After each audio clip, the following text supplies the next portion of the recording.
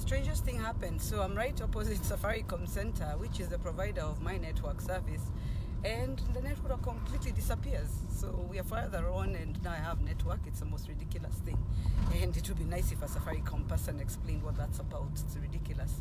Anyway, so how do you become one spirit with the Lord, according to First Corinthians chapter 6, that the Lord is speaking to us about, verse 16 and 17.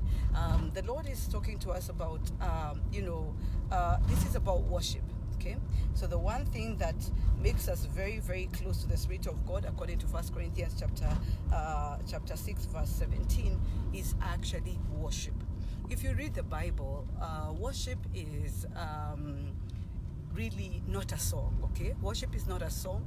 Worship is not a voice. Worship is not words. Worship is an attitude. And,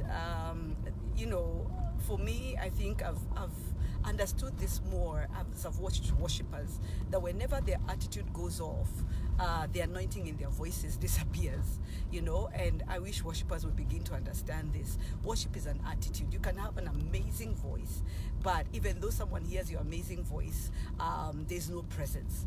Or you can have a voice that goes off key like many of us, but then when you worship, the glory of God moves, because worship is about becoming one with the Lord, and it's about your attitude, it's about your heart. It's that your heart is bowed before the Lord. It's that your heart is leaning to God. It's that you choose to lift up the name of God regardless of what's going around you. It's that worship is about obedience. It's about setting aside everything to do with yourself and what's going on, and you focus on lifting up your heart to the Lord. Worship is about acknowledging that this is what we were created for, that we were created to worship the Lord. We were created to spend time with the Lord.